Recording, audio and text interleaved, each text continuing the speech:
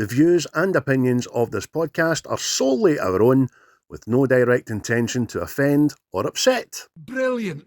Fucking brilliant.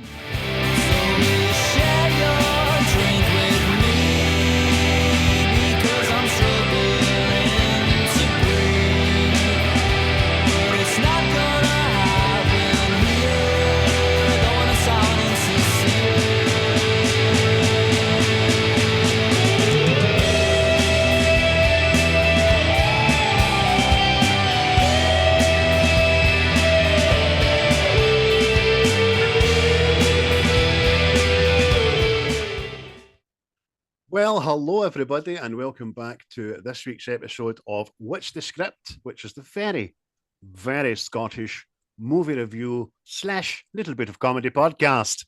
We enjoy it and we hope you do too. I'll stop talking like that now. My name is Craig, and with me, as always, my equal bampot, Christopher. How are you, sir? Aye, tickety-boo and ready to go and all that stuff, you know. You said the thing, you said the thing. Should I really start calling this fucking podcast Tickety-boo? Listen, rebrand coming in Series 6. Excuse me. The Tickety-boo Chronicles. Oh, I'll eat that. That could be a side plot we could do. And a special episode for our Patreon. It's the Tickety-boo Chronicles. It's just us records talking shite for half an hour. That'd be good. Christ, would you say do that right at the start and then delete it off? But maybe that's something we could do in the future. Anyway, I digress. Very warm welcome, everybody. Thanks for tuning in. Thanks for the shares, the likes, the feedback of the last couple of weeks. It's been excellent. It's been very prevalent in the downloads audibly, I should say. For the results we're getting back from Wall Street and the knocks at our door for big companies and conglomerates wanting to throw money at us, but we're not doing that. We're going public, people. No, listen, we've had our chat, we're like, no, we're for the street. We're like Jenny for the block, you know what I mean? Yeah. But what we do have is obviously the privilege of having Native Origins on board with us, who, again, are very imminently going to be going live with their brand of sport and leisure wear, top quality gear. Think like Castore and above. And I know some Castore stuff is garbage, but the stuff that isn't sold in your club shop seems to be of premium quality. So it's kind of on a par and above that. So look forward to that coming. And of course, to our boys at Quaint, who are still strumming the axe and yodeling at the microphones. Thank you for our title tracks.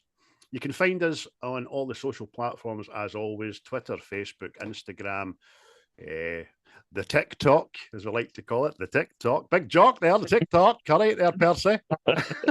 How's the TikTok doing, you Chris? again, Percy. Oh, I don't know, it's 238 or something. Oh! Well, it's climbing like an enthusiastic toddler.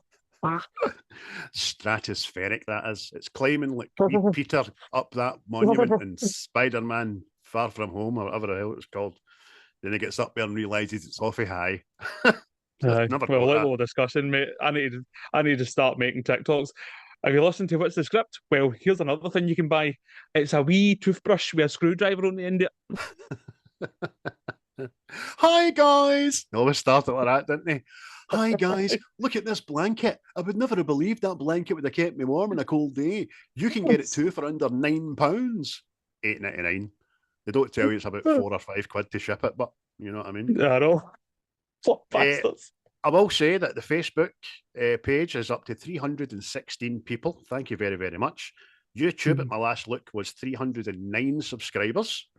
And obviously, Chris is on the X. He's running things there at over 1,800 wee souls that are tuning in and touching themselves with every post that he posts. Isn't it, mate? Oh, so many. And lastly, a big shout out, as always, to our fellow indie podcasters who are not part of a faction. Oh, listen, you know that's with love. The guys are Seismic Cinema. Seismic Soccer is no more. Oh, don't know what happened there. Diabolical podcast. Well done, guys. And direct fast boys. They're throwing out two parties. You know what I mean? Aye. I was kind of at a loss. Like, oh, I hope that's not off with Darkman there. And Aye. there it was. Boom. Right for the hip. I was at work doing Windies listening to it quite happy, and it just cut off on another podcast. I'm like, whoa, what's happened? But it was a two-parter. I never read the brief, you know what I mean? So what have you been up to, mate? What have you been watching? Anything to tell us about that's been in your eyes and in your ears? Oh, well, I'll give you my recent watches. Mm-hmm. Since we were doing the film we're doing today, I stumbled across World War Z, or Z, whatever you want to call it. Know what I mean? Love the start of that movie. I see if you watch it, there's a woman standing at the bus stop, and it's the same Glasgow bus stop. See the wee symbol, and I'm going, they forgot to do it. Did that get there? Forgot to do it, the bastards. I watched Flight as well with Denzel Washington. It's a smashing film, that. Amazing. Yeah, it's a right look at addiction, that film. Brilliant.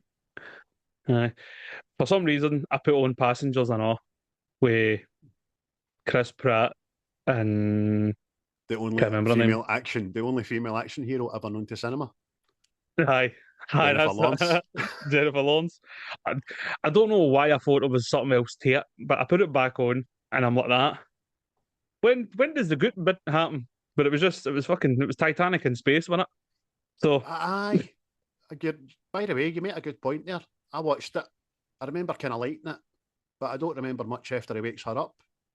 I know they fall out because obviously I had a fell out with my jaw. You done what? But I don't remember Endgame on it. But I'll maybe watch that later. What else? Aye. I also watched the wee British classic that is Four Lions. Smashing film. Remind me. It's one. It's about there's a couple of British Muslims, and they want to create their own terrorist cell in Britain. No, you need to watch it, mate. It's like a film for me. It is so fucking good, man. It is. It would have been on my list today, but we would have been fucking headhunted. All right. Know what I mean? The world back then was ready to fucking laugh, but no for some reason. But I says to you off camera, I know I watched Legion, and today I watched the Brad Pitt, George Clooney one, Wolves. Oh, it was okay. Good write-up. It was okay.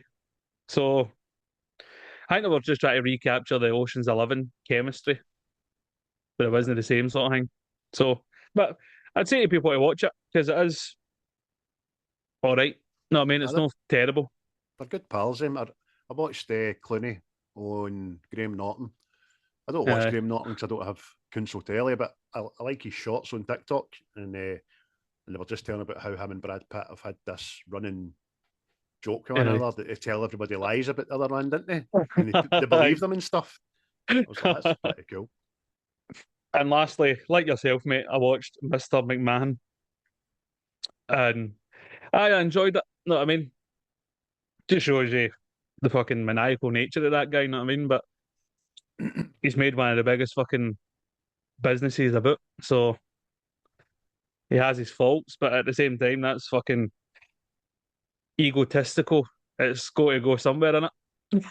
But what is it says in every episode, and everybody that paraphrases him and talks about him has been wronged by him and then like invited back in by him. They all say the same thing. It's just business. It's no personal. It is just business. And by the way, he does business very well, the man. I don't really know too much about what's going on with him now and why he left and all that jazz. I've seen the snippets at the end and stuff, but I've not been following it or don't know how deep he is in badness, you know what I mean? But business-wise, flawless, man. Aye. Took that to different places, you know what I mean? And I mean, I've been to a night where we all went to watch wrestling, you know what I mean? Live, but in Glasgow, you know what I mean? So it's that big a business, you know what I mean? But we've all stayed up to daft o'clock watching a WrestleMania, haven't we? We've all done that. aye. But there's people out there that kid on the Disney, know what I mean? And you go like that, you prick. I remember you dressing up as The Rock at Halloween. I'll tell you what, I would much rather watch a WrestleMania than watch what I've fell out of love with these days, and that's mainstream boxing. It's just garbage. Aye, it's aye. But enough of what I've been watching, mate. With you, filled your eyeballs with. My eyeballs. Not a lot. I never did manage to get onto my wee Thor marathon that I'd been looking forward to after Captain America last week. But I watched, like you, Mr. McMahon. I'm still nearly on series 3 of The Rookie, which is just so good. I love it. Big Nathan, man. Can't you whack him? I started the new thing on Disney Plus, Grotesquerie, and that's pretty interesting, pretty dark, pretty morbid, pretty gory. Only 2 episodes have dropped so far, so I might leave that to its entirety because it's very engaging. But I would suggest you give the pilot a wee watch. Obviously, I watched the film we're currently going to be doing right now. For the first ever time, the boys, I don't know why they requested to watch this, but I watched it with them. Inside Out 1 and 2. And I know Inside Out 2's went mega in the box office, and that, but it's just, they're the poorest Disney released cartoon animations that I've seen in a long time. And I've seen them all, by the way. You know what I mean? My boys have just turned 6. I've seen them all. And Inside Out 1 and 2 is not good. I don't like them. And on your recommendation, mate, I started watching Pandorum. But I was absolutely shattered. I fell asleep halfway through it. As I said, it's very weird, very indie, very dark, and hundreds of questions about it. So I'm going to watch the other half of that. But I do like what I've seen so far. I'm just like, what's that? What's going on here? There's questions to be answered here. So I'll maybe watch that tonight when I've been the messages from my mammy. But apart from that, mate, no, didn't watch much else. I've been busy. It was my boy's birthday weekend and all that, so we were out doing stuff with them. And that's it. Not a great deal of watching this week at all. Neither of us. Aye, but it was enough watch to make it an interesting talk there. It was for a wee while. You'll start laughing anyway, mate. As soon as you watch the second half of that Pandorum, that's when you see real space dementia. None of that fucking carry on. Oh, I'm just going to start shooting a gun. I need this space dementia. I think I'm right in maybe having worked it myself that these blue cannibal dudes were passengers that have got space dementia. Am I right? Aye. So. But anyway, moving swiftly on, folks. This is episode 10 of series 5. It was my pick of the Chris Ness lottery film card last week, and I managed to pick a steesher. That's an old word. A steesher means a belter. Oh, steesher. Oh, it's a pure steesher. And it was a 2002 classic, I will say. I think it's a classic. 28 Days Later. Chris, it was on your list. Tell us a bit about it and why you like it so much. Well, it was a turn for the books, I would say. I'll say it a zombie film in Britain. Know what I mean? We didn't often get him because it'd be curious how it would happen in Britain, because unlike our cousins across the water there, they've all got guns and all that, know what I mean? Whereas we would need to fucking man the claw hammers. Know what I mean? So it was interesting to see something from your kind of perspective. Plus, it wasn't a pure Hollywood zombie film, if you know what I mean. It wasn't like a grand scale. It just felt horribly realistic. So, but it's well liked, the film. It's got a bit of a following these days. And 2000. That's not what happened in 2002, but steal my thunder there. I was wanting to ask you what else, mate, in 2002, not 22 years ago, was going on with our planet. Let's go back a year.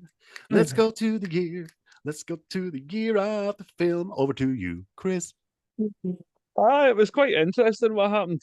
It was good for the telly and all that. I'll say that. The Osbournes premiered on MTV. Anybody that watched that? I was one of them. Guilty watching Mad Ozzy. Sharon! It's fucking. Okay, dog shit in the carpet again, Sharon. Sony and Microsoft introduced online gaming for the PS2 and Xbox. And we've seen where that's fucking went. Know what I mean? There's we people in the gaff that run about like robots now. Elon Musk founded SpaceX.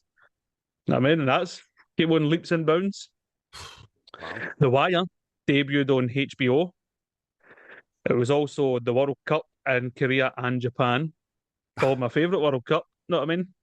Was that your favourite? I don't know if that's an age thing, but because I was asking my pals this.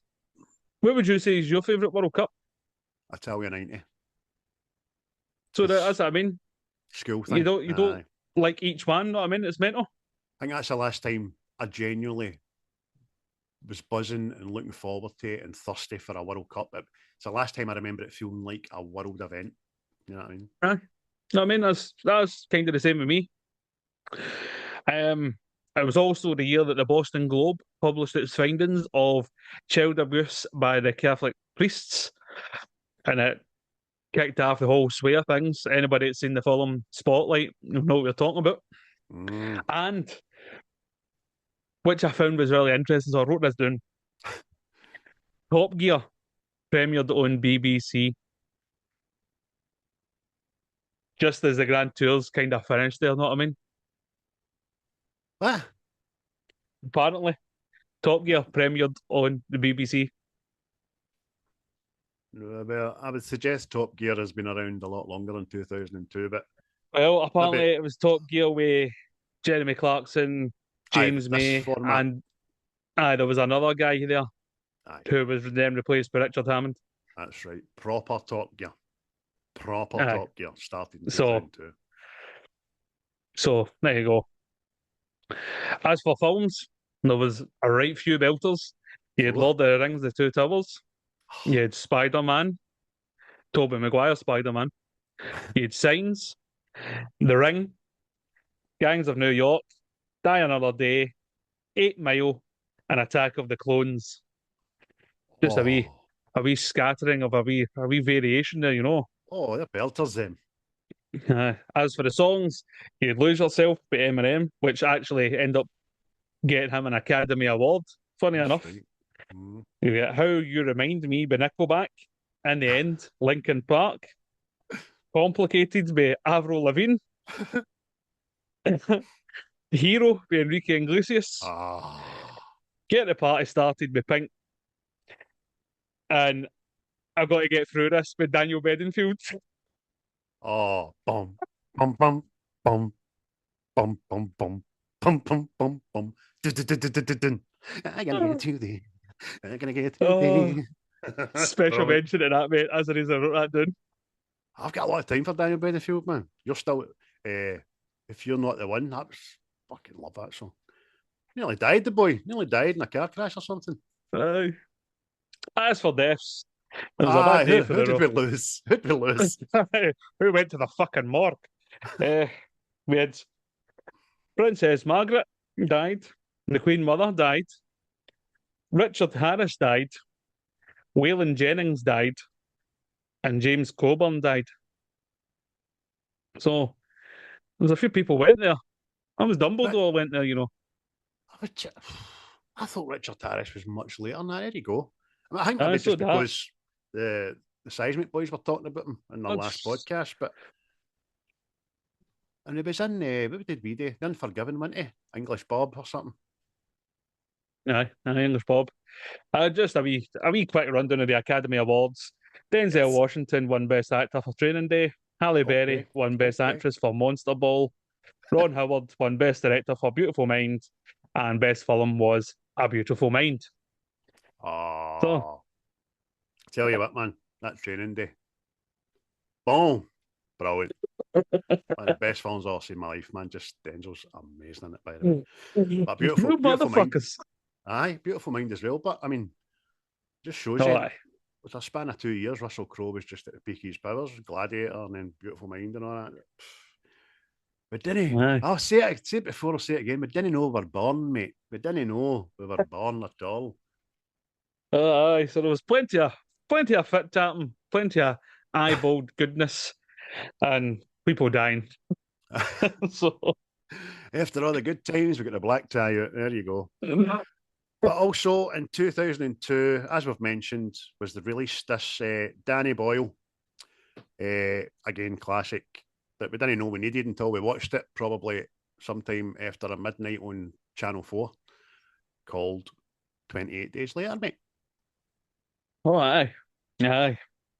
As for budgets, mate, it was $8 million. And it brought in a hefty sum of 84.6 million. So, they made it rain. Caviar all round, caviar on toast. What would you like in your pizza, Killian? I'll have pheasant and gold leaf, please. Yeah. That's amazing. That's some markup. You know what I mean? Oh, aye. Crazy money.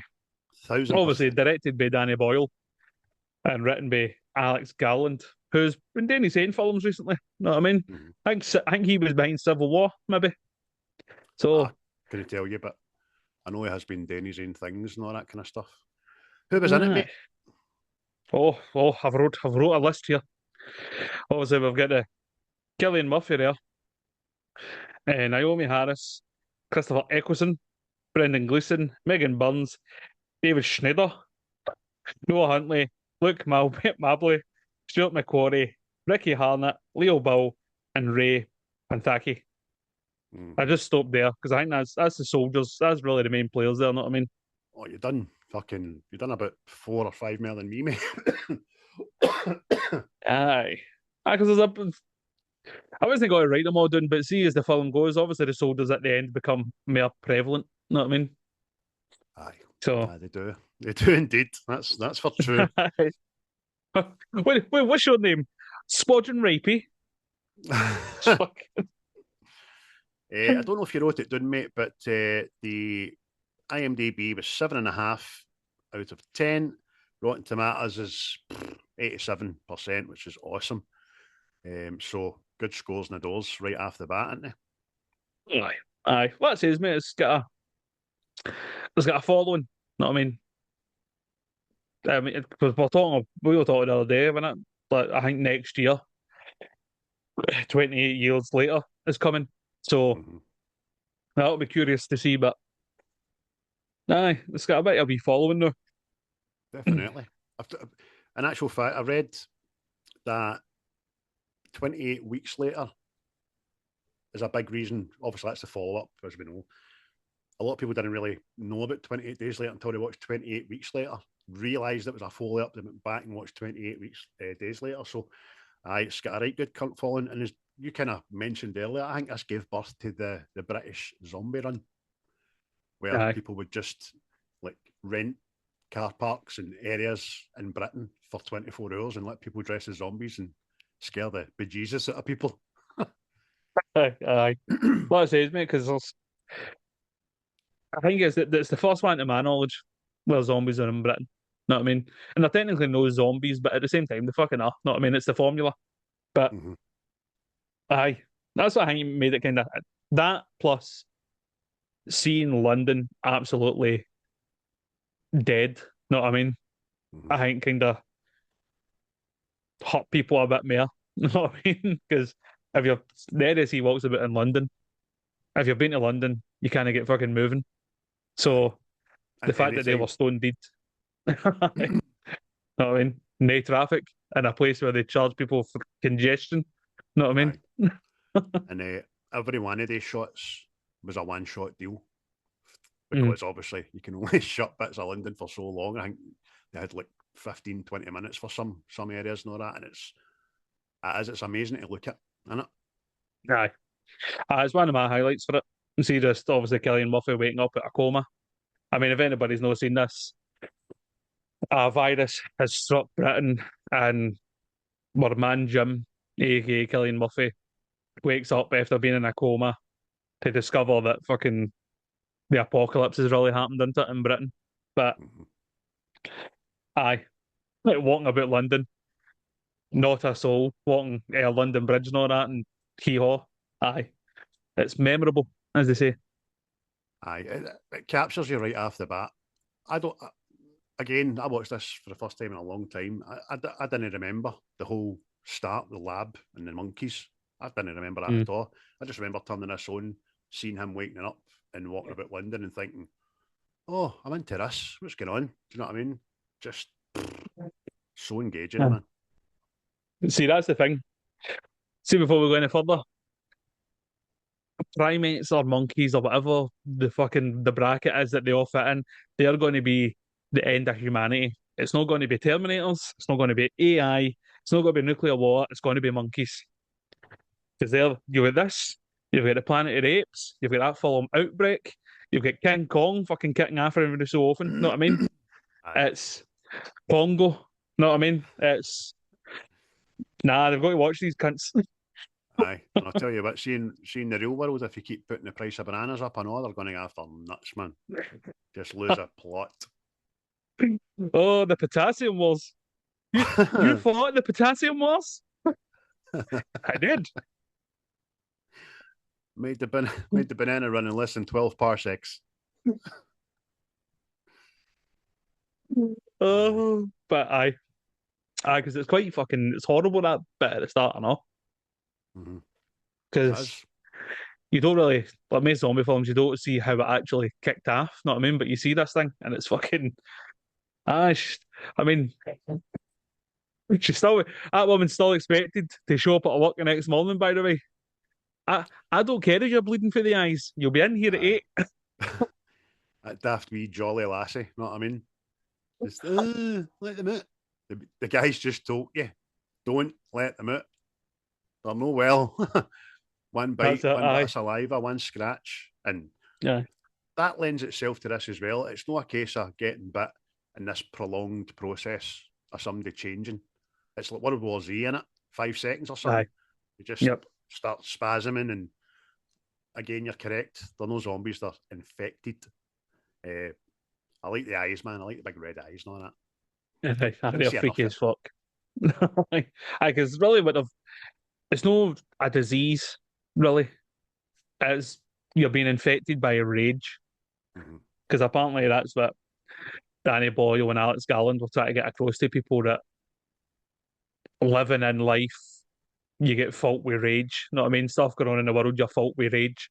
And it's not really dealt with like a medical sort of thing, you know what I mean? So it just infects and spreads. Which you might have a fucking point because there is people out there that just fucking get that angry one day and just go, kill air. Aye, or turn into Michael Douglas, start getting in shooting up places and all that. You know what I mean? Aye, we're all suppressing a bit of rage. I think it's, Oh, so aye. it's a good message to put behind the actual pathogen. You know what I Mhm. mean? Aye. But but like you says, mate, the red eyes. Plus, see this, mate. Like I know I said last week, but zombie films, it kind of changes zombie films as well. This because I always thought when I was younger, right, see there's a zombie apocalypse. All you need to do is get a wee jog and you're away for these cunts. You could run around and just start bopping them on the head. See this? Aye, Nah, these things are right up your ass. You know what I mean? aye. Usain Bolt up your ass, know what I mean? There's a good bit of trivia about that as well. I mean, it says here athletes were cast as the infected because of how important physicality is to them. Danny Boyle felt that since athletes can do things that other people can't, it'd be interesting when translated into the moments of the infected. So you're right, man. these infected zombie people can do the 100-yard dash quicker than Linford Christie, vault motors and all that. You know what I mean? You're like, That's oh a, no. exactly. That's I remember watching because that was one of the things that stuck with me as well. I was like, all right, it's a zombie film. I don't really need to worry about it. And then you see that bit at the church. Know what I mean? He's getting chased, and these things are fucking chasing after him. You're going, oh no, hold on now. you switched this. I see when he's in the church, right? And I suppose he thinks everybody's dead because they're all got their back to him. And for the 47th time, he goes, "Hello." That was annoying me right at the start. "Hello, hello." You see the way the two just turn around like, huh. I'm like, oh no, he's no well, that boy. Like that. You're a creepy bastard. And then what he does brilliantly from a director's point of view is it doesn't show him running up, you just hear him bolting up the stairs, the footsteps. You're like, move. He's still coming up there to give a cuddle. Move. Aye. Something has went awry here, Jim. It's best not to stand still. Aye. But even that bit, the creepy priest comes through the doors and all, but it's a bit fucking. Oh, here. He stood there a lot longer than I would have stood, put it that way. Know what I mean? Because he had a bag of cans, mate. Bag of cans. All he needed was Brendan Rodgers back. Aye. It's as openings go for movies, it just grabs you by the throat and says, watch this because it's very interesting. And it really, really was. You said about Danny Boyle and Gatland having a good bit of research about social unrest, because it says here they actually drew ideas from things that happened in Rwanda and Sierra Leone, such as the piling of bodies inside churches. So there you go. But they drew a line at using any actual footage from such incidents in the opening montage, which was probably about right. All footage featuring dead bodies, desecration of bodies was, of course, faked. Thanks for that, guys. Yes. Because they kind of based the disease itself off Ebola. Know what I mean? That was rife in there. So it's I know it's fake, but it's also a wee bit realistic there. Know what I mean? Aye. I mean, we didn't even mention it before the monkey at the laboratory scene. There was like real footage for the news, wasn't there? Just like rioting and all that kind of stuff. Aye, everything bad happening in the world, just poisoning these poor wee monkeys. Know what I mean? Caesar and all that. Know what I mean? They're all getting brainwashed by the absolute rage. But aye, what I was going to ask you, mate, right? Boyle filmed this with a specific kind of camera to make it look more gritty and all that. Now, I don't know if it's because my posh eyeballs have been watching like 4K and full HD and all that stuff, know what I mean? But it kind of annoyed me watching it back that it looked like a home movie. Aye. No, it'd be disrespectful, but it did. I totally know what he was going for, but that was the only kind of thing that dated the film for me. It did. It looked as if it was an old, like you say, home movie, mate. Home movie. I expect there's a particular, because again, I'm like, is it my telly's just too big for the stream I'm watching or something like that? But again, there's a bit right at the start when Jim's going to cross London Bridge and he turns back and it's sunny, but it looks pixelated and horrible. It didn't really capture the background and all that, didn't it? No. Nah. I mean, they say there was benefits, but like it was going for the gritty feel to it sort of thing. And I suppose, first time watching it, could have spliced it, but aye. But he says it was also the fact that they could set up in a couple of minutes and get something filmed, which, like we says, they were able to shut a couple of roads of London and all that for a short period of time in the early hours in the morning to get what they needed, sort of thing. So I suppose it worked that way, but it was just bits when I was watching it again, I'm going, I don't remember it being that bad when I first watched it, which means other things must have been similar. But now, like I say, I don't know if it's just because you've been treated to ultra HD stuff, know what I mean? That you go, oh, that's fucking, know what I mean? No, you're right. I get it. It's not a criticism. It's just a preference, isn't it? Aye. I mean, you're talking again about shutting down things so they could set up very quickly. I think the biggest one that I've wrote down here was for the scenes on the motorway. The production got permission to shoot on the M1. Now, the M1 has never been without a motor on it since it was built. It's in fact, it's a traffic jam. It's been a traffic jam for 60 years. but they managed to get it closed on a Sunday morning between 7 and 9 a.m. The police gradually slowed traffic in both directions. Well, it wasn't a holiday weekend. And using 10 cameras, the filmmakers managed to capture a total of 1 minute of usable footage. That is a big operation. I would imagine that a lot of that £8 million budget went on that 1 minute of footage. Oh, aye. Like you say, anybody that's been on it, that road's never been empty and it's puff. You know what I mean? See, since we're talking about cinematography, let me just go back here. It was done by Anthony Dad Mantle. That's a funny name. Who's obviously done a great job with the backdrops and stuff. And like we were saying there, maybe the use of the camera that was used didn't do that justice, right? Fair enough. But there was some things that I picked up on that I hadn't picked on before. And it was the use, there's a lot of use of reflection in this movie. Reflection off of windows and reflection off of cars and like clouds moving in the taxi window and all that, as if it's just to remind you that there's life. And there's always a flock of birds somewhere as well. Just wee things like that I picked up on, which I normally don't, but because there's a lot of silence. It's no all over sort of thing. You know what I mean? Because still the world's ticking here, but I know you're having a hard time, but the world's fucking moving on. You know what I mean? Aye. Because there's like a bit when it kind of after the church, it runs into Selena and your man that's known it very long pretty quickly, doesn't he? And that's impressive. That whole couple of infected guys running after them on fire, leading to that big explosion, which is really done well as well. Because apparently that was another thing that they thought they'd like told everybody about. We're going to explode this petrol station, and then somebody forgot to tell the police. Oh, so this thing went fucking boom, and then I think they all descended on the zone. Know what I mean? Like that. No, we've got a permit. We've got a permit. Aye, you just imagine that one Bobby turning up, can't you? Hello, sir. Having a bit of trouble, are we, sir? Danny boy. Sorry, officer.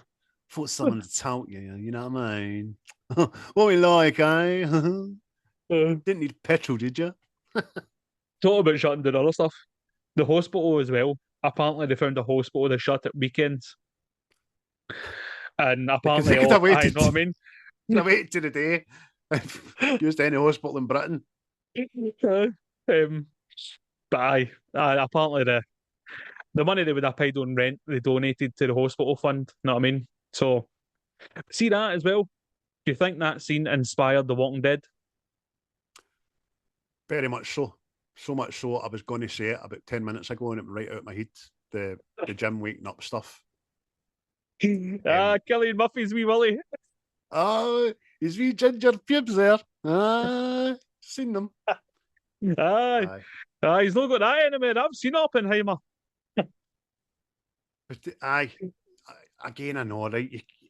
If you're looking to pick holes in it, this guy's been out the game for a month after a serious car accident, and I'm sitting there going like that. Apart from it, he shaved bit of his head, so he's obviously had surgery on the side of his head, right? But I'm like, where's the stookies and the bruises and the? Why did you not expire when your drips ran out and all that? You know what I mean? Aye. So there's also another wee bit you can nitpick it that when they're travelling, they find the one supermarket that's still got power. Know what I mean?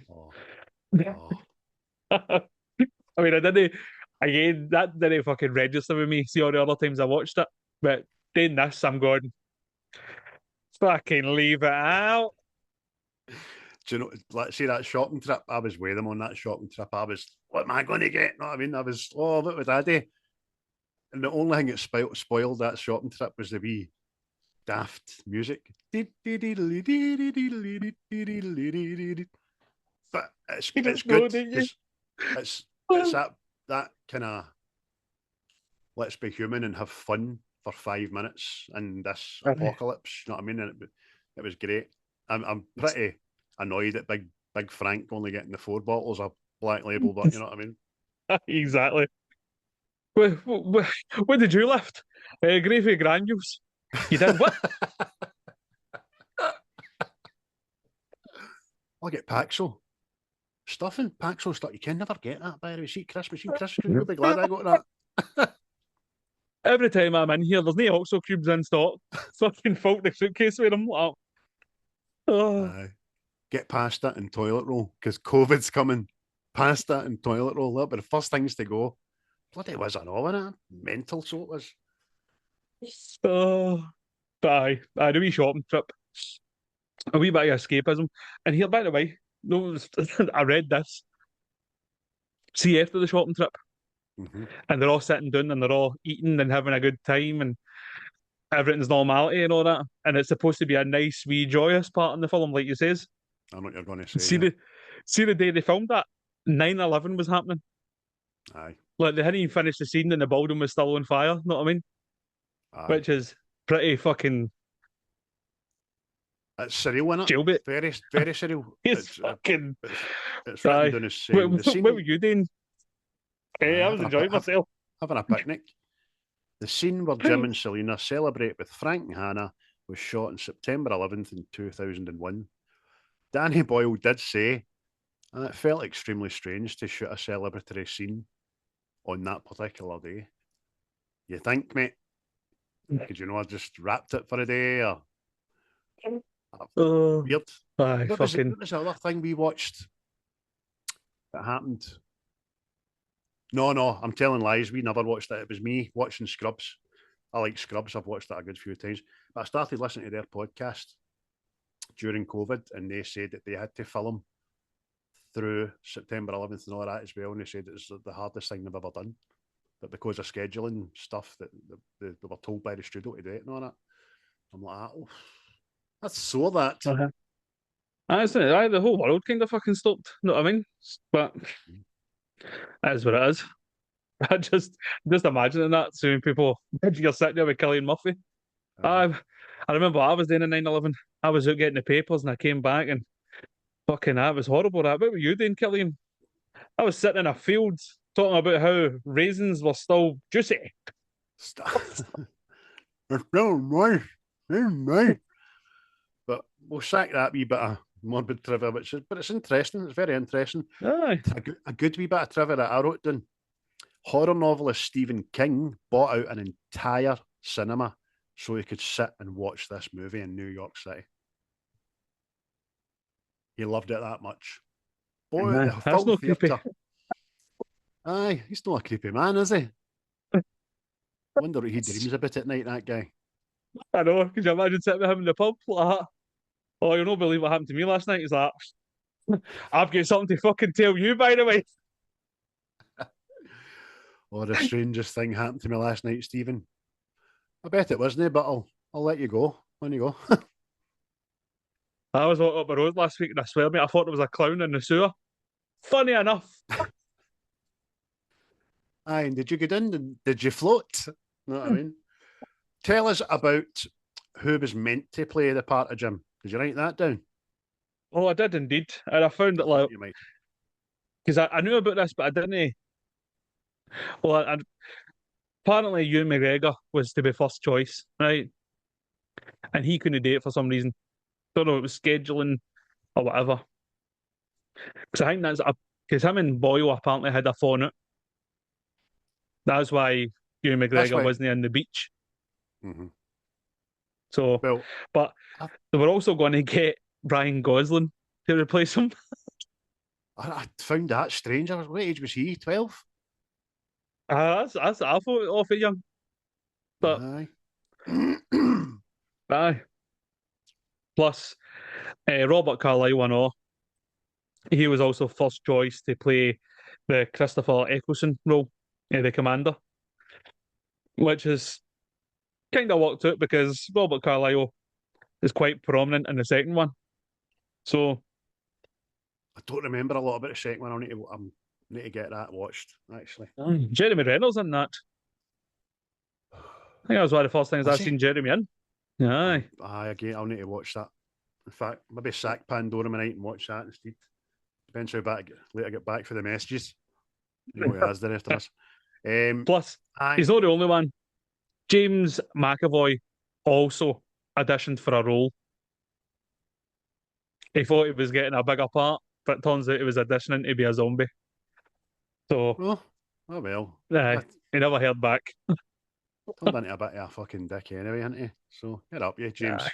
I think you're a good actor, but off camera, you're turning into a bit of a wank, to be honest with you. Forgot where you came from, mate. Drum Chapel. I remember you as a wee boy. Aye.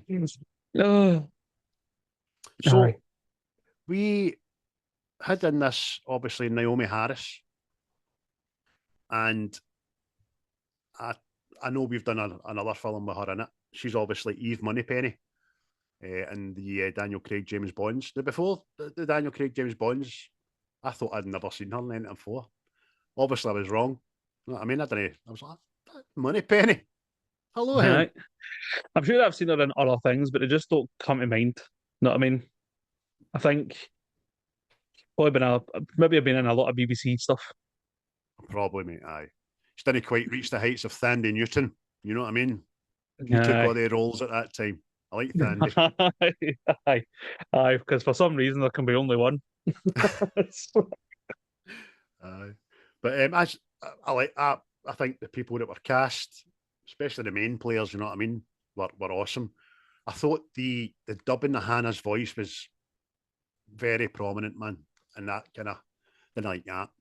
But every wee lassie just had a pure terrible voice. I'd imagine she must have. Where did you get that? Right here, Dad. How's it going? We get a taxi round here, Dad. Yeah. Don't like your kind round our way.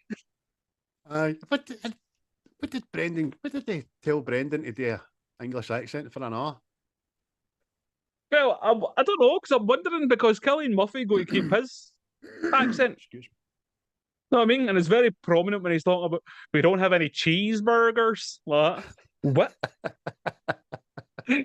Nobody's ever said it like that in their fucking... Nobody in Ireland has said it like that. No, he still went full Dublin or Cork, but to be sure we don't have any cheeseburgers there now, you bastard. Should have done that. I love that accent. But back to Naomi Harris. Sure, will you take a tin of cold beans there? Go on yourself. Go on. Naomi Harris, I think, played a great part. She has an arc in this, as we mentioned in a lot of films. She's the badass, doesn't trust MD. Death is death. Turns up through Jim, she sees the value of human life through Jim and Hannah and Frank. But at the very start, that bit in the shop, when they get back to the shop and they realise that our compatriot's been cut, it's just no messing about, isn't there? Aye, she just chops him to fucking bits, man. Know what I mean? And it's... and then that's when she reveals that she's actually a trained chemist. And you're like that. I had you doing as fucking some mad schemer, know what I mean? Fucking the braves all wearers in fucking pajamas, know what I mean? Like, you're a fresh for the Jasmine Allen housing estate. Cooked in it all your wings to survive to this point. But it's just kudos to again the writing and the character and all that, because like I says, she was like Michonne, know what I mean? Mm-hmm.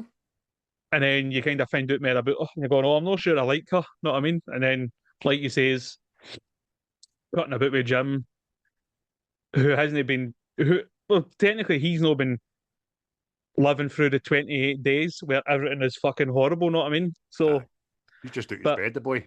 I mean, the physical acting for his face is awesome. It's just pure disbelief that he's actually just witnessed what's happened. I forgot about it as well. I thought she was... Something inside me says, and probably because I've watched The Walking Dead and other zombie films, something inside me says, oh, she's going to chop his arm off before the infection spreads. But then as soon as she says that second swing, I'm like, oh no. Oh no, he's away. Oh, that lass is cutting lines like nobody's business. Oof. No half, But man. I hadn't seen that and all. Well, we've already mentioned how quick people turn with the rage virus, right? No, it's a horrible, sad scene and all that shit. But see, when Frank gets infected, I thought that was fucking superb, by the way. So you think, because again, zombie film, we've all got it in our heads. You need to get butt, you need to get scratched, a lot of blood and all that. He gets a drip for a dead body in his eye, and it fucking, again, happens like nobody's business. Aye. And you're going, oh shit. Exactly. Aye. Amazing. Again, the camera angle from you're the blood drop, you know what I mean? Get into his eye was just great. Brilliant. Aye. It's a wee heart wrenching fucking scene, obviously, because I like you, mate. I like Frank. Frank is good money. That's the thing we've adopted. He's good money. Do you know what I like about him, right? Because again, in other films that we've seen, the first person to usually befriend or hole up with turns out a bit of a vampot, didn't he? War of the Worlds is a perfect example. Do you know what I mean? When they get into that guy's basement and all that, and he just turns. Oh, you're a maniac, you. His best mate's a light bulb. Aye, but it's horrible because he knows right away and he's fighting it for like 7 or 8 seconds. Get that extra 3 seconds to tell Hannah to get away from him. Yeah. Obviously, as soon as he's turning round, you're like, oh no. And then all the machine guns start, don't they? Yeah. Aye, it was, like I say, mate, it was sad to see, but it was also kind of like how fucking easy it was to get turned. Know what I mean? Because you're thinking, as long as you avoid the affected, you're safe and all that. And then something like that happened, and you're back to it. Oh shit! Aye. So we've talked a good bit about scenes and stuff like that. But have you any other favourite ones, mate, that stick out that we've not discussed? Well, my outright favourite one, and I always look forward to seeing it whenever I watch the film, is when they're changing the tyre on the taxi in the tunnel. It is fucking anxiety with its arse, terrifying, atmospheric, as ticks all the boxes. That's superb, man. You're just, again, anybody that's not seen it, they're going through this tunnel to get through the city and they bust a tyre. And while Hannah's down there changing she's jacking up the taxi, isn't she? Which I found fucking mental like that. Do you need to get into that? Right, okay. But it was that thing again. See when all the rats appear, and you're going, oh, what the fuck's disturbed them? And then you just start seeing the shadows of the infected running down, and all they're running for the infected. And then there's this big fucking scream. You just go, oh, fucking. It's brilliant. It's absolutely brilliant because you're kind of pre-warned that something's going to happen in this tunnel because they pull up just before it, didn't they? Because they're all thinking, should we get through here? And Jim says what everybody's thinking. This is a really shit idea. In fact, this is the shittiest idea of shit ideas. If shit ideas were ever invented, this is the shittiest idea. It's the quickest way. Let's go. And I tell you, I'm surprised it's only a tyre that they bust. Right. Because you can't really make it out what they're getting at. It's supposed to be motors and debris and all that. But this taxi turning into a tank, man. Aye. But you get so fucking paranoid at it. You get pure anxiety like they're going to get caught because they're changing this tyre and the things they're just getting closer all the while the screams happening and the characters are all panicking and shouting and going, fucking hurry up. You know what I mean? Which is especially right at the death because the 3 adults are holding the car up because the jack's collapsed, isn't they? And Hannah's been trusted to with all our wee 10-year-old strength to put these bolts back into the motor. And then just as they pull away, Frank just laughs like a maniac. I'm like, you mad bastard, you.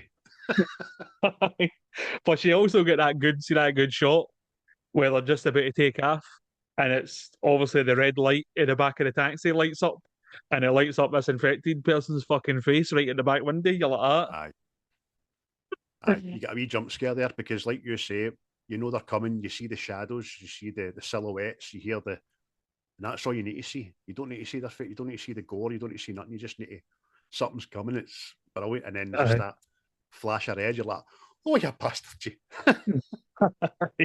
Hi, man. It's I always look forward to it, man, because it's not even so much that. It's like just see, you don't even see the infected. It's the shadows on the wall, along with this big scream banner's obviously letting it.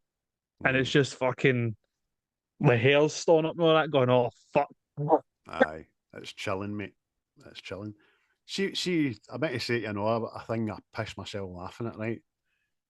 See, when they get into the tower block, which eventually leads to Frank's house, they're in Frank's flats, climbing the stairs, and he's knackered, and she's like, oh, because you've had sugar, you're crashing, you need a wee rest and all that. And then the infected get in. Jim's talking, and Selena goes, quiet! As loud as she can. Quiet! It's infected. Quiet, you say? You've just bust my fucking eardrum, but you're shouting at me to be quiet? Come on now. I clocked that on, I was like, yeah. Fucking die. But the one other one I completely forgot about, like, scene wise, is obviously when they're in the big mansion at the end and the soldiers are infected. And Warren runs into the room Hannah was in, and she's hanging on with her fingertips on the back of his mirror. You know what I mean? As this infected fucking stares at itself in the mirror. I was like, oh, sleeping Hannah. Little bit of poo came out there. Aye. That was another tense moment, man. It really was. Plus, I think it was just smart and all, because you're like, oh fuck, where's she going to hide? Know what I mean? And it's just this wee precarious fucking like a wee wobble, and that's it done. Plus the fact it was the first time she really cared in the last half hour, because she was full of whatever, like Valium or something. She just was being a monkeys. I was like, oh, thank Christ you wisened up at the right time, man. Aye. What about yourself, mate? Or have I hoovered them after you? I did pick it. No, I didn't pick it. I had the two written down. There's a lot. I think the whole opening gambit before Terry meet Frank, everything's just brilliant. You know what I mean? So there's a couple of wee bits I'll pick out rather than big scenes. When they go up to the roof and Frank's, and every bucket and pail and basin you can think of is on this tower block roof. There's no inches. You look at it and you're like that for 3 seconds before you realise that's for what? And then Frank just goes into this spiel. And then it's ended comedically by him saying, 11 days. 11 fucking days it's no rained. In London, not England. Aye. In England, it says. Aye. Not in fucking England. I know, I could just imagine that being like a Glaswegian's luck, you know what I mean? So there was that. I really enjoyed. And then there was a wee nod to when they get to Manchester.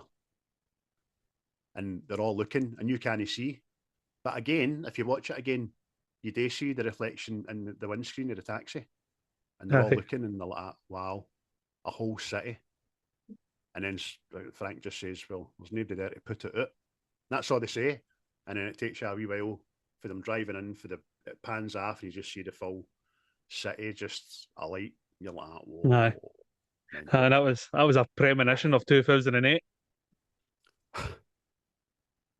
Manchester, Rangers are coming. Rangers are coming. Oh, James Patterson will not like that. Using our club as comedic effect. Sorry, James, it was the old club for laughing at. Not a new club. No. Oh, kidding. That's one for my Celtic supporting fans there. Ah, fucking old club, you bastards. So, aye. And then, what else can we say? Jim goes commando. That boy's took an arc. He's took a full one. In fact, he's took a 360 and then a 180. Do you know what I mean? Aye. He's started off as a courier that get knocked down, was in a coma for a month, woke up a shite bag, caved in a Wayne's heat, and then more or less saves the day before Hannah steals the thunder right at the end, isn't he? It's good. Aye. The whole chases and action, all that, the mansion's brilliant. He goes full Rick Grimes, didn't he? Just didn't he take him fucking 4 series, Rick Boy? No, did it hell. But Aye. even then, see, even when that's going on, see that bit of music, it's just associated with these films now as well. You know what I mean? Mm-hmm. I think it's called "Is It in This House" or something, in a heartbeat, something along those lines. It's a smashing me listen, so it is. Aye. No, you've done your homework. I remember sitting listening to it at the time and going, like, that's been in honours of things, man. Isn't it? Aye. Yeah. I'm sure there's a bloody dance version of it, I know. Yeah, probably, mate. There always is. But you're right, mate. The Jim gone, half he's not at the end, just doing people in. I've even wrote down a bit. This, to my memory, I think it might have been the first time I seen somebody getting killed with somebody pushing their thumbs into their eyeballs. Aye, it was good, wasn't it? It was good. Because I didn't think it was going to show you. And just as a kind of trading places as well, because just as much as Jim was in disbelief at her chopping up her pal, she is like, who are you? Because she actually thinks she might be infected and all, didn't she? Aye, because he's getting ready to club him again, little mate. But aye, just see the like I say, mate, I think it's the first time I'd seen something pure ultra violent. What? Oh, it's just you say she's about to club him and she stops. And Mad Killian, that was longer than a heartbeat, that there now. Just to say it like that, but I wanted him to say it like that. Fucking the message of the PK Blinders. Like, you've killed him. All right there. How's it going there? All right there, Arthur. By order of the Peaky Blinders. Arthur, you're an alky. Piss off. Shite bag. Speaking of lines, mate, did you write down some fabulous quotes? Because this did have some banging lines in it, didn't it? Aye. I cut myself down to 2 because I was going to write fucking all sorts, know what I mean? But aye. I had the day one for Frank. So, because I thought it was fucking hilarious. But also damning, know what I mean? It was like pure doom. But it's when they're at the road and they don't think there's soldiers there. And he's not listening, sort of thing. And then it gets to the point he goes, "We have to go." And Selena goes, "Aye, we have to go." And he just cuts it off. Go fucking where? Aye. Abandon all hope. Know what I mean? I was so hopeful of getting to this wee radio message place and there's nothing there. Oh, mate, it was just, it tickled me, but at the same time, it was like fucking this pure cunt is fucking hanging on with his fingertips, know what I mean? But in saying that, see what follows it after it, it's kind of fucking his end, know what I mean? So, but, and I'll say just one other one, right? It's stupid, but it fucking, again, I'd forgot about it and it just caught me laughing. It's when all the soldiers they're sitting down to have the dinner and all that. And Christopher Eccleston's like, "Oh, you've made a feast," and he has this fucking butter omelette, and he goes, "Jones, when you were making this, did you not realise the eggs were off?" And he just goes, "I thought the salt would cover the taste, sir." Aye, so you did know they were off, mate. Aye. And he's got that, and Christopher Eccleston just goes, "Nah, get rid of it." Aye. Brilliant, mate. Brilliant. Superb, man. I want to touch on Christopher Eccleston in a wee bit, but we'll get to that. There's some dialogue in this movie that isn't even said, which is great. I mean, when Jim's going up the church, he's going up the stairs, you can just make out on the wall in graffiti, and it says, "Repent, the end is extremely fucking nigh." Somebody to just get in that F-bomb, you know what I mean? With a biblical reference. That was excellent. And the other thing was Jim obviously wants to go on his mum and dad's house and all that, and he goes, finds them in bed, they've taken their own lives, but they've left him a note, and the note's just very sharp and simple, isn't it? Jim's mother writes him, "With endless love, we left you sleeping. Now we're sleeping with you. Don't wake up. It's like that. Oh, oh, my head. Oh, no. Roasted it was. It was the roasted. It's that KP roasted peanut. Put another shrimp on the barbie. Don't know why I went Australian there. But that was powerful, wasn't it? It was, man. It was very, very sad. Mm-hmm. Full of love, but very sad, wasn't it? Very, very sad. One of the comedic, but no very funny, but it was funny at the time, is when obviously the soldiers have just unloaded on poor Frank. Get away from the body, get away from the body. And obviously they've got masks on. And just stands there, Jim, with this big mask on. And instead of saying, who are you, where are you going? He says, a man walks into a bar with a giraffe. They both get pissed. The giraffe falls over. A man goes to leave and the bartender says, oi, you can't leave that lion here. The man says, no, it's not a lion, it's a giraffe. And nobody laughs. Then he just looks at them all and goes like that, aye. Completely humorless. You two will get along. Aye, that's like I say, mate, there's all sorts of, mate, even like Christopher Eccleston that you want to touch is he's got a couple of good like monologues, know what I mean? Mm-hmm. When he's telling Jim about the fucking he walked in and he caught Jones with a gun in his mouth and all that sort of thing, like there's no future and shit like that, know what I mean? And then it's like, we're waiting for the infected to die out, but then it's just you get 6 men here and just waiting to die after the infected have died, sort of thing, and you go, oh fuck, you don't really think of that. Aye. So he's being truthful, he's being poignant, and he's telling them like it is, and then ends that monologue with, that's why when the woman arrived, it's given us all like optimism for hope. Yep. And the penny's still no drop with Jim in it, no, like, what do you mean? And they're obviously want to procreate, aren't they? No, just Christopher Eccleston's a great actor. He's for a long line of great actors in his family, but in this, he's a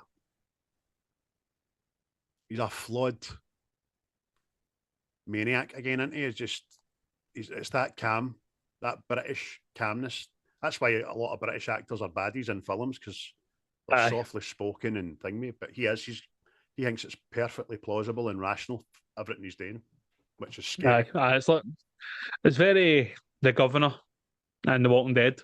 Well done. Aye. You know who that is, didn't we? Oh, yes. Yes, it's a bad man. Yeah. That's his brother in real life, is it no? It's one of his brothers. Aye. It might be. Aye, it could be, in fact. Now you said that. Mm-hmm. But, aye. He's a Nicholson. Aye, he's good in this, because, again, I forgot he was in this. No, I mean, it's... See, this must have been running about when he was playing Doctor Who, I know. Or it might have been after this. Know what I mean? Rockstar Doctor Who. Right enough. So, yeah, he's good. Money, boy. Aye. I can kind of see his points, but it's also fucking very wrong, isn't it? Because, I mean, we see it as the soldiers are bad, right? They went off the deep end, as some people like to say. Swimming pool enthusiasts say that. But aye, and once they've all been killed, sort of thing, and Jim and that go to escape, he's like, you killed my boys. Know what I mean? And he's like, yeah, bang. And you kind of go, oh, aye, they were your boys there, eh? You broke my little mirror. Aye. He's a maniac, but he's convinced himself that he's no. But again, as well, it's good that when Jim does go Tonto, they all get their comeuppance in the most heinous way. The first thing Jim decides he wants to do when he finds a gun is shoot the shackles that are holding that infected soldier, just letting him run through the house. No, taking into account he might run into the lassies' room, you know what I mean? But it just lets them run through this. Aye, aye. Oh, let me the final act, so to say, is tremendous because the lighting and all that, the music, it's all high tension and freaky, but it's no fucking overly dramatic at all. You know what I mean? It's just everything does what it's supposed to do. You know what I mean? But Definitely. aye. But I will say one thing, right? No, I was going to ask you this and you brought it up. Jim caving in the Wayne's Heat. What is the point? Is he get in there? He's prove to see if he's able to kill one of these things. What is it? Well, he was looking for the cheeseburgers, wasn't he? And he was taken aback by the little shillelagh boy there. I probably know what the point was for us as film goers. It was to prove that Jim gets it. You know what I mean? Because there's other films and other programmes that we've mentioned already where Jim wouldn't have got it yet, or he couldn't have killed a wee boy, and Selena would have come in and done it for him and told him to get a grip. This isn't a game. You need to toughen up. So it never happens, but it showed us that Jim was willing to do what he had to do. The weird thing was that he never mentioned it when he came out. Do you know what I mean? He only mentioned it to Eccleston later on in the film, but he never told Selena or anything like that, which was weird. Don't know. Well, so that's what I was kind of wondering. It was like, right, so you've just put yourself in harm's way. And I'm guessing it was just because it was away and it was supposed to be kind of harder for Jim, but it was just near why? Was it just again like maybe you've just explained it, but Jim's capable of doing this now, know what I mean? To help us in the next bit where he has to kill soldiers and all that sort of thing, know what I mean? So, but I just thought it was a bit the man removed to begin with. Walked in there, a baby wipe, and came out sandpaper. You know what I mean? That was the Jim crossover arc. Do you know what he did come out with it? A fucking cheeseburger. I'm fucking looking forward to a cheeseburger there now. One of the microwave ones, the ones that came in the wee white paper bags. By the way, brother. 28 days later, I'm sure a Rustler burger could have survived that. Couldn't it have? Aye. There'll be a couple of things that fucking make it through the apocalypse. Cockroaches, fucking radiation, and Rustler burgers. Aye. What's the other thing Americans always say? Twinkies in it? Aye, Twinkies. But, let's go and find a Twinkie factory. I was watching this last night, right? And my brother came in just at the end where everything's off. Hunky dory. Jim, Selena, Hannah survived. They're up in Scotland and all that. And they're putting out the big hello sign, right? And I couldn't, because Jim's wearing a red jumper at the time, right? Couldn't hold it back, right? I says to my brother, do you know what that reminded me? And he's like, what? Remember Art Attack? Oh. When he made the big, massive fucking pictures? Aye. And at the end, because that was the colour of the jumper Neil Buchanan wore and all, wasn't it? Aye, mate. The very end of every single thing he done. Try it yourself. Aye. No bother. Ma, where's the sheets? From just like that. Just awaiting our memory in me. See when he's making that and he gets salt and he's drawing a wee line and it must be about the size of a fucking pencil, and I'm like, how do you know that's making a difference? Aye. Brilliant. I like that. Oh, fucking. So let's talk about the end, mate, right? Brilliant when they're into the taxi and open the back door and he's just sitting there. That gave me a fright. But they don't draw it out, didn't they? Very quickly, Hannah just manoeuvres the motor, reverses it into the back, and he gets dragged out the back window, so he gets his. Excellent. But this is all after Jim's been shot. And then, what's it today? They crashed, didn't they? Aye. And it's very train spotting like when they jump out the cupboard. So I've just train spotting, and 28 days later are in the same universe. Tell you what, there's some of the same actors are in it as well. Aye. The Scottish soldier, he was the guy at the funeral, wasn't he? Talks about toxoplasmosis. But we just get a very brief 2 seconds of Selena basically saving his life, didn't we? And then it's birds singing tranquil, and we end as we start, and Jim's just woke up, which I thought was for the first time he's just woke up. But obviously it's no, because he knows the plan to run out with the sheets and all that. But see, when she's sitting at the sewing machine, she's not there, and she knows she's you're possessed looking. Well, see, apparently, you know how the bit in the hospital where you kind of see them saving Jim's life?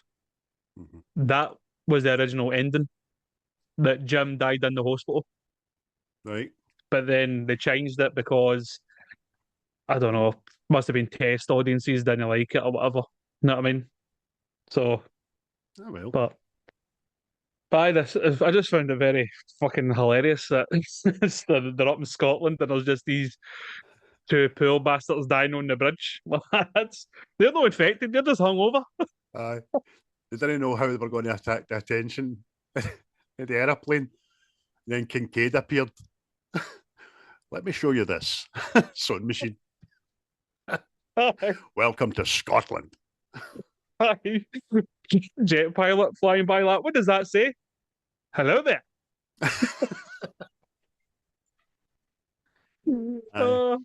I like killing the infected with the old ways. Brilliant, man. I get back and listen to that. That's a great episode we did. So, all in all, mate, anything else you want to touch on about the movie? No, I'm just, again, I'll ask if they were to revisit this film, do you think it would work well? Or is this, again, another one that should be left the way it is?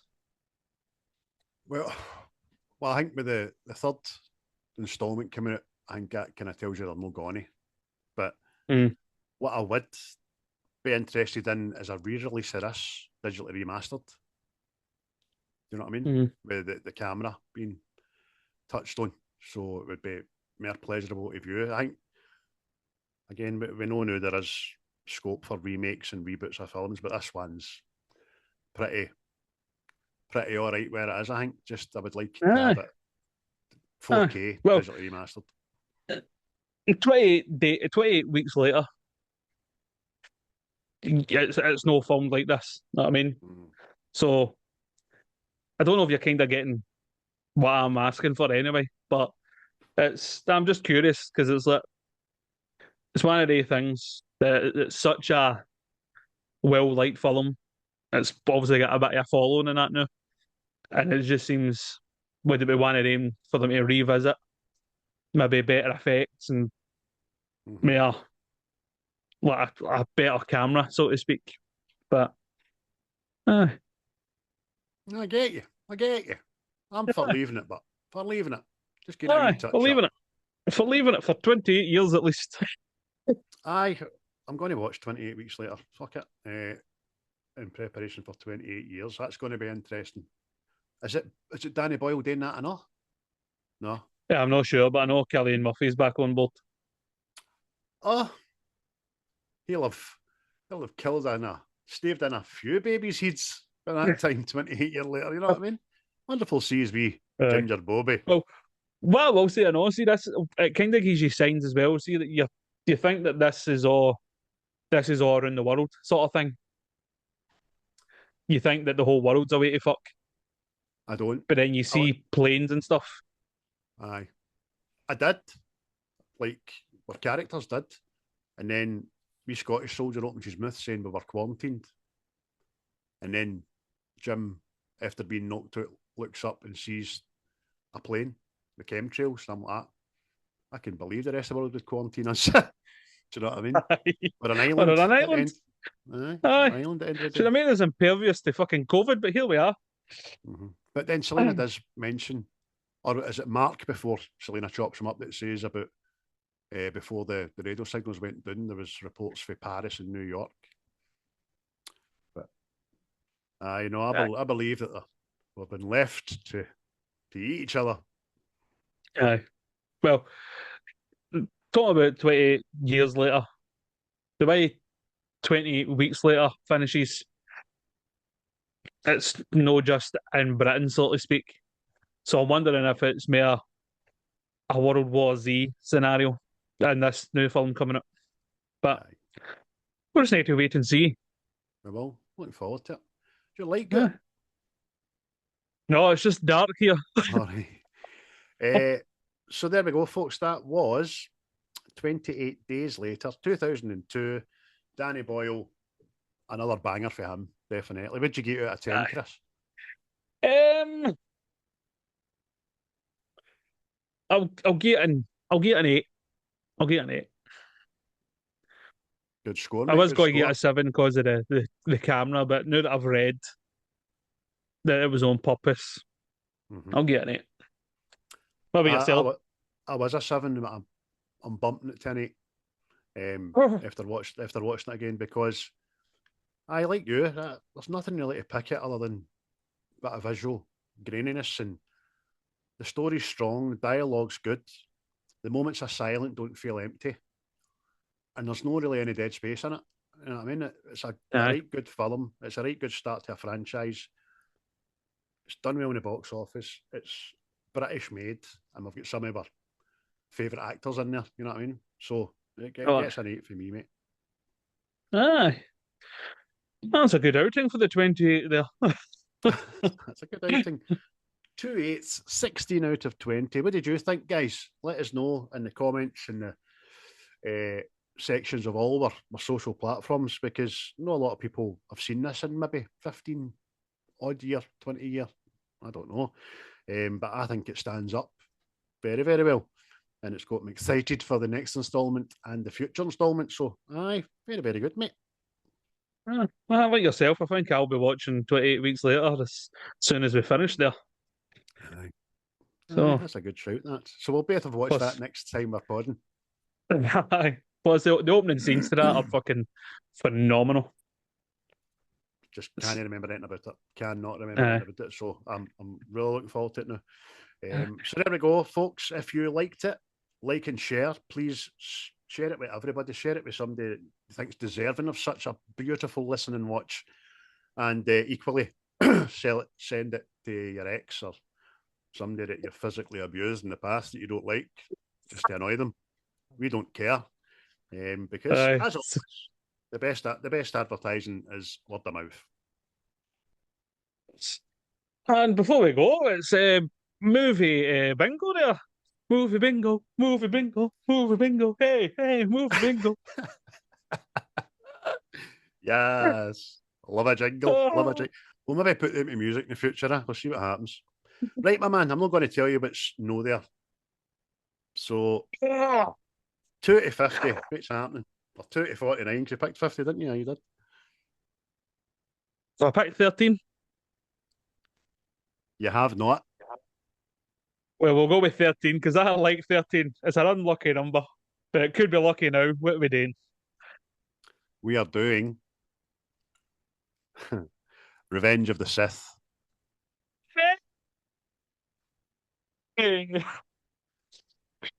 Oh, I've not watched that in fucking. Well, how weird is that? How fucking weird is that, by the way? We're talking about how we've not watched Star Wars in a while. And boom. I don't know if we've done that off camera, but we were talking about it before we went live and talking about it quite ad nauseum, how we've not watched it in a while. So, brilliant. Looking forward to that. One of it's the best at the prequels for me. I'll talk more about it next week and tell everybody how many times I went to see it in the pictures and fired from my job and all that because I went to see it, and just all sorts of goodness. Boswell will like that. He'll be getting some popcorn in. No, of course. Aye, any excuse to watch Star Wars, know what I mean? Not that we fucking need excuses, but aye. I just found that how fucking weird was that? That thought about it and knew we've picked a Star Wars film. That's one for the books, that. Is I'll reach out to friend of the podcast, Christian Hayden Christensen, and see if he's interested in listening to this. I know what he'll say. He'll just come back. Is it possible to learn this podcast? Not from a Jedi. Do it. Oh, mate. General Kenobi, you're alive. Oh, it's Master Yoda, isn't it? Master Yoda. Anyway, we'll keep all that for next time. In the meantime, again, folks, thanks very much. Thanks to Native Origins and, of course, Quaint Band as well. Keep your eyes and ears peeled for any announcements on both fronts, musically and fashion-wise. All righty, but I'll not draw this out. It's good night for me. And good night, and sleep tight, and don't get butt by the infected. What you just said is one of the most insanely idiotic things I have ever heard. At no point in your rambling, incoherent response were you even close to anything that could be considered a rational thought. Everyone in this room is now dumber for having listened to it. I award you no points, and may God have mercy on your soul. The views and opinions of this podcast are solely our own, with no direct intention to offend or upset. Brilliant. Fucking brilliant. So we share your dream.